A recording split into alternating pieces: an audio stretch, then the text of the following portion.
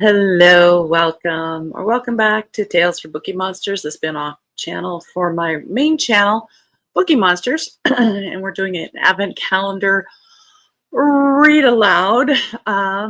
It's a cozy mystery called Christmas at Glitter Peak Lodge.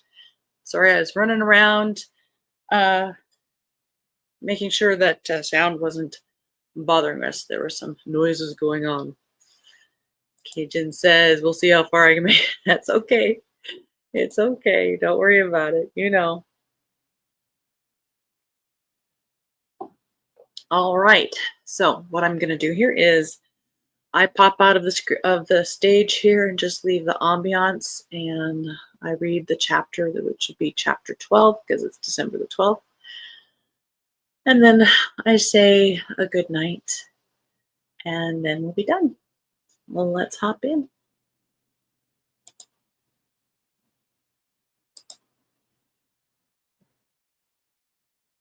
December 12th. It was getting dark, and Maja Cedar made the sign of the cross over the doors. She said the Lord's Prayer as she polished the glass in the lantern she'd be setting outside. Ingrid knew the chef would also be putting a knife in the wall above her bed. She'd explained that when dark forces were near, you needed to protect yourself in every way possible.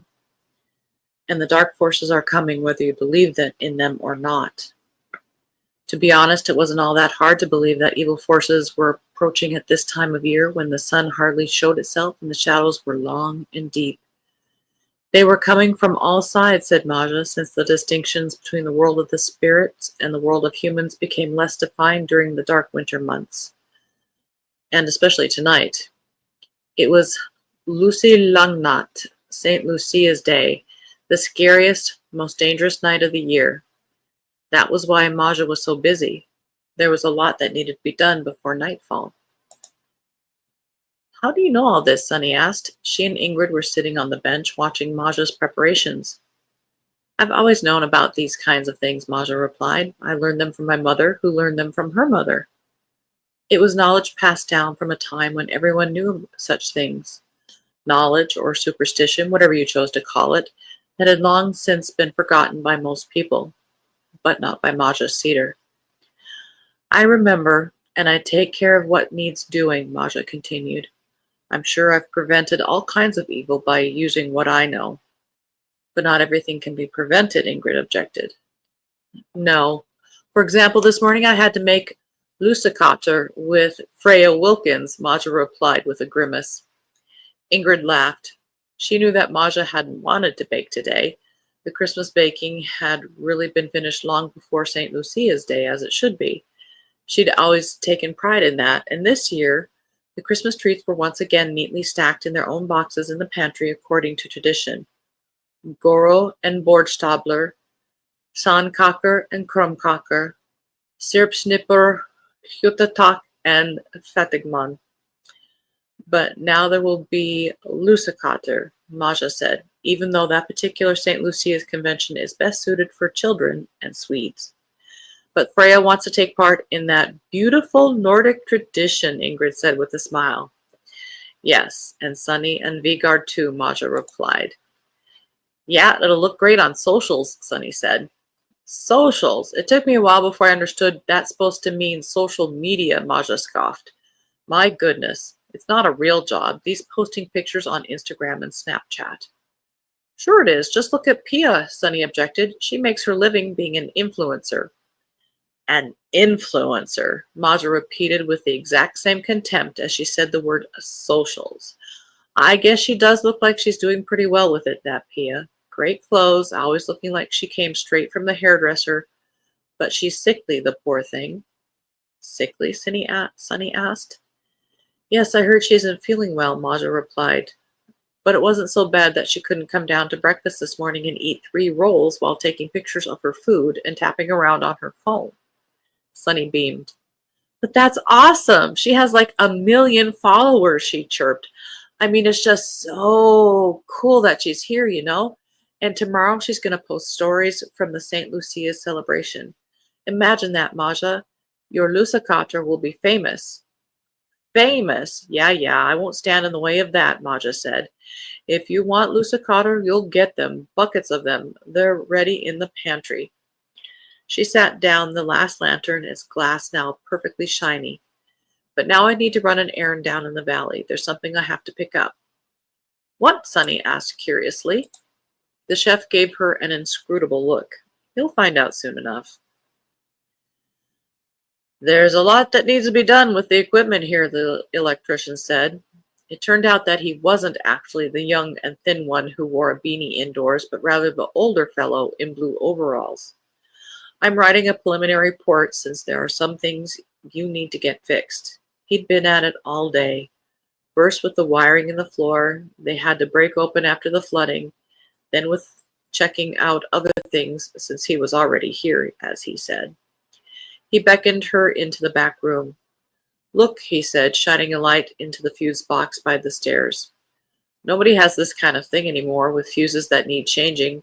When you replace the box, you can also change the circuits. They're not rated for the current usage. It's not so urgent that it needs to be changed immediately, but you should definitely do it within the next year. And there are some connections here and there that weren't done by registered electricians. I've fixed the ones I've come across. Ugh. Yet another expensive project. Shouldn't Alfred have dealt with this a long time ago?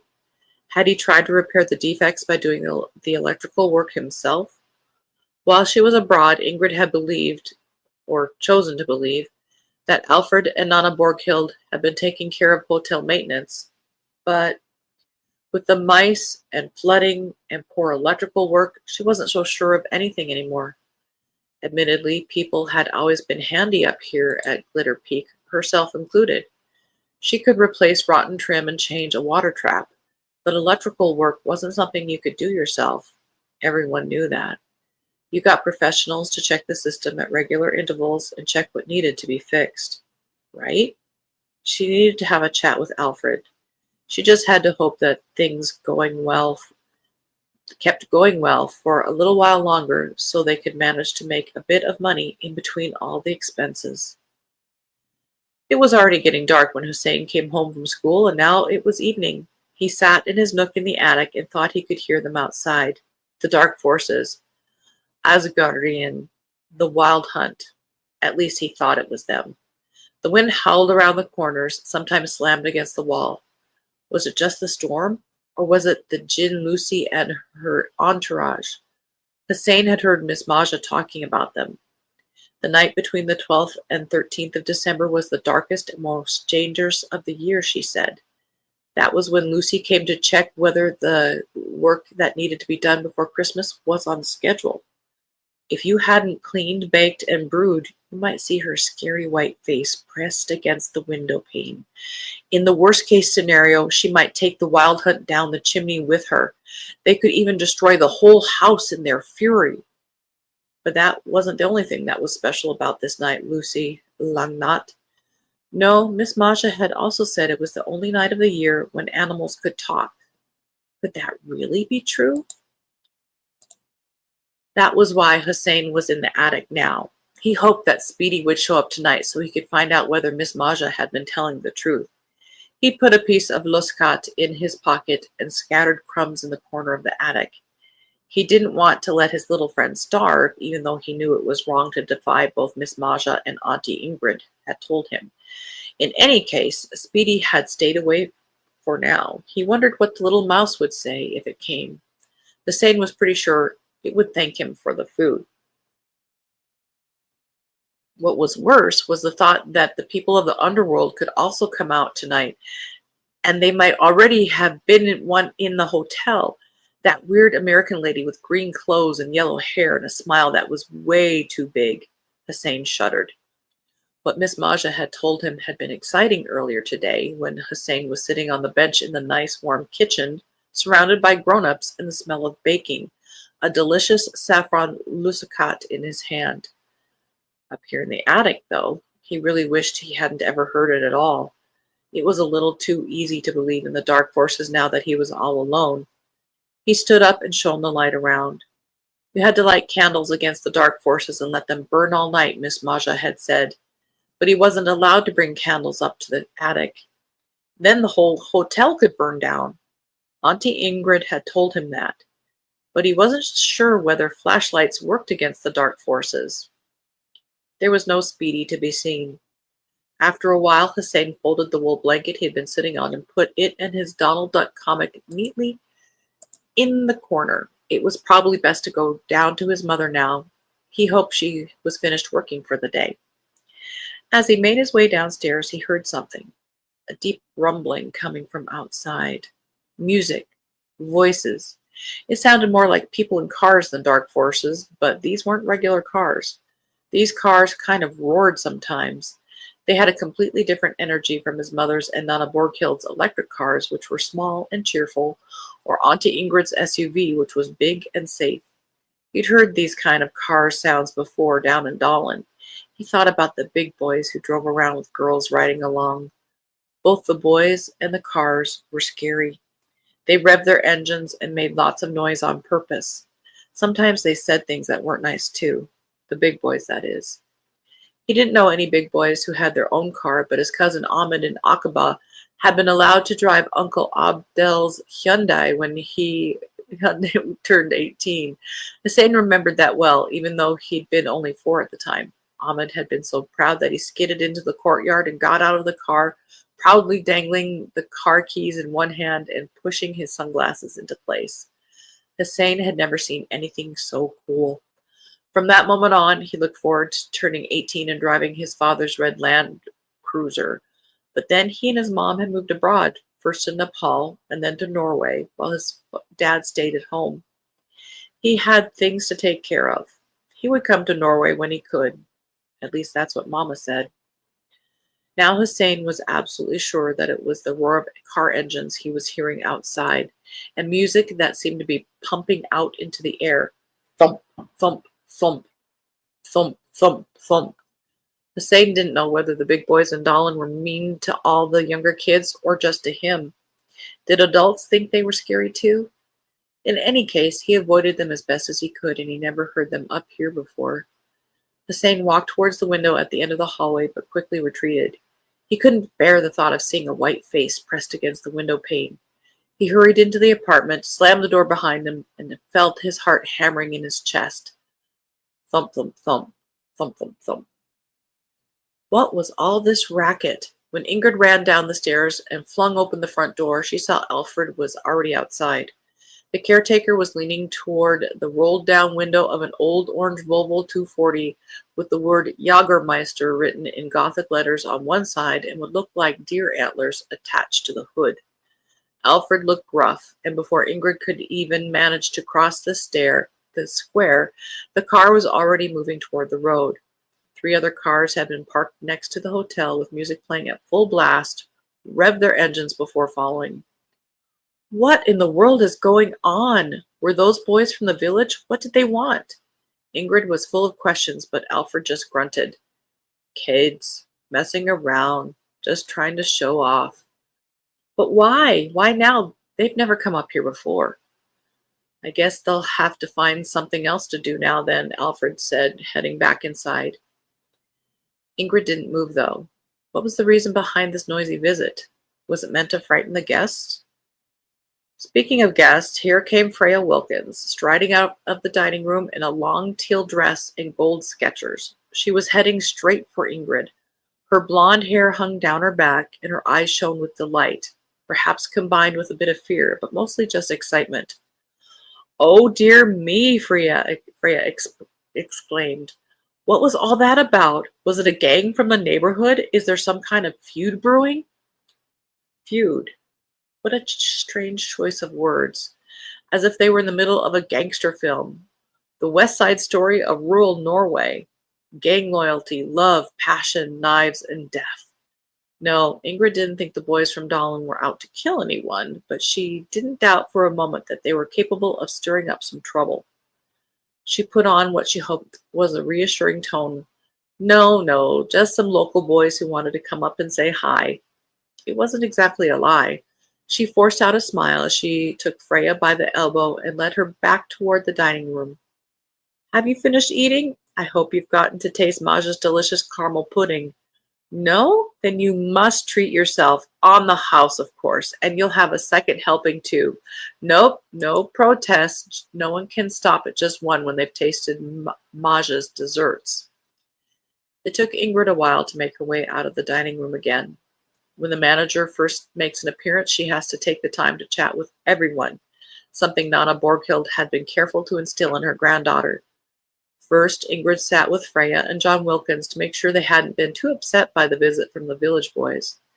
They hadn't been, and they also agreed that Maja's caramel pudding was marvelous. Vigard and Pia at the neighboring table were also enthusiastic, and it was nice to exchange a few words with them after she hadn't seen them all day. She was so lost in her thoughts on her way up to the apartment that she didn't see the dark shape in the shadowy corner until she stepped on it. Something soft scurried away, a shadow that disappeared down the hallway. She heard a sharp hiss and her own startled gasp. Shit! What the heck was that? She thought she spotted a pair of yellow eyes glowing in the darkness before the shape merged with the shadows once again. Ingrid felt her heart pounding, and she stopped by the wall for a moment to regain her composure. It was too dark here. No one had turned on the lamps in the corridor. Ingrid found the switch and pressed it, and the shadows in the hallway vanished, as did the dark shape. Thor turned off the main road, swung in toward the workshop, and looked at his watch. Yes, they should still be open. They often work pretty late, and there was a light on inside. He could pop in and see whether he could chat with the muskox calf in private. He didn't know what Carl would be able to tell him, but he'd obviously had something on his mind the day he'd come to visit. The muskox gang was up to something. Thor was sure of that.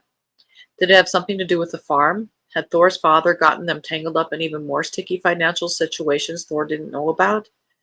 His gut feeling told him it had something to do with the new initiatives at Glitter Peak.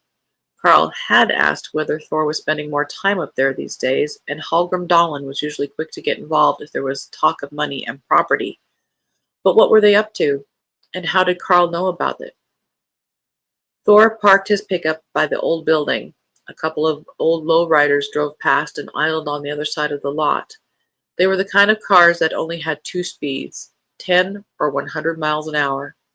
Then two Volvo 240s came along with music blasting, one blue and the other bright orange with antlers on the hood.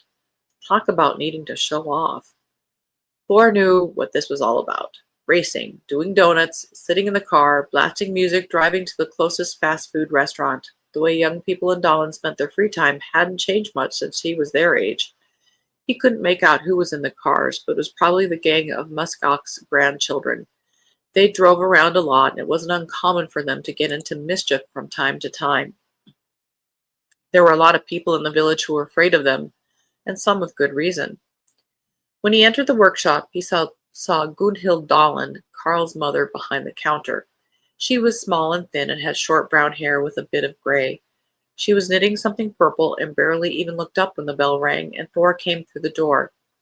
Even more wizened and grumpy than before, Thor thought, then felt a bit ashamed of himself.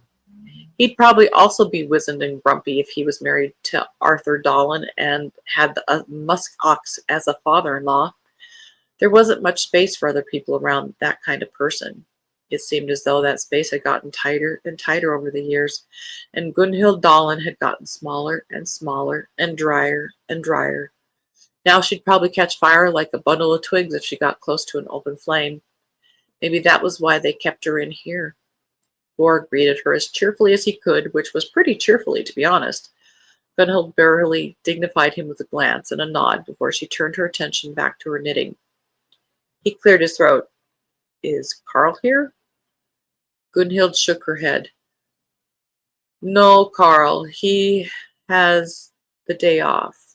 She was concentrating intently on a stitch that was apparently quite obstinate. The day off? Thor couldn't quite believe that Carl had time off. Maybe they didn't want him to speak with Thor?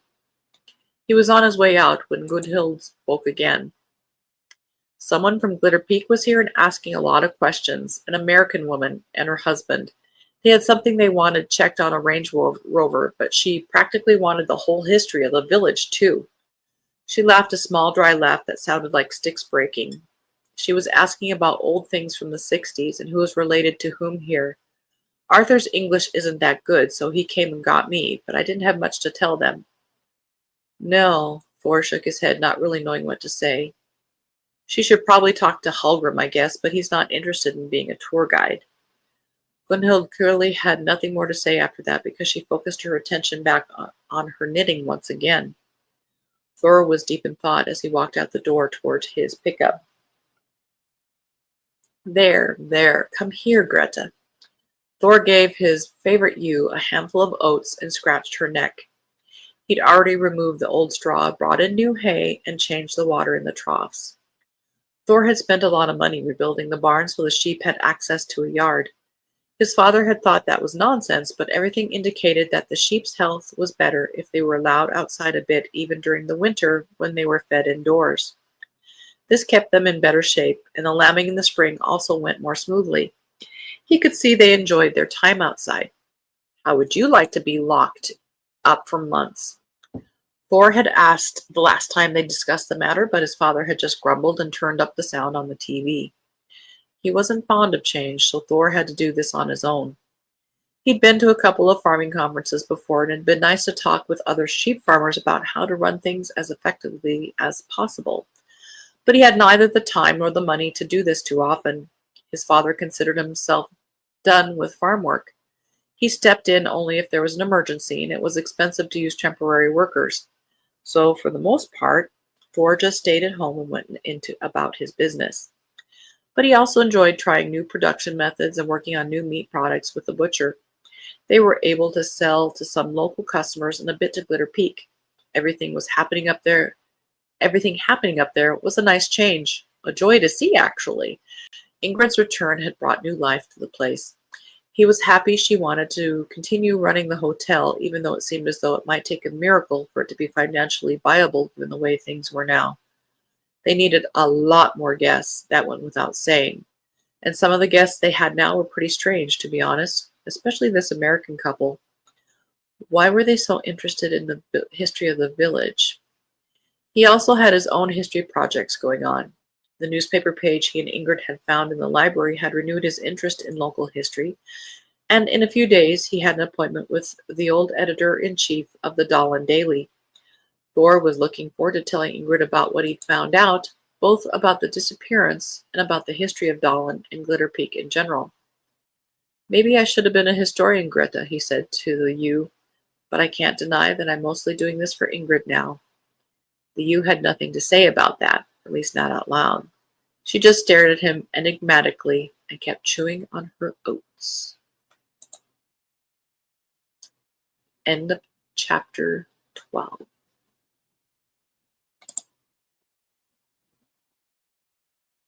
Tomorrow we will do chapter 13. Have a good night. Sleep well.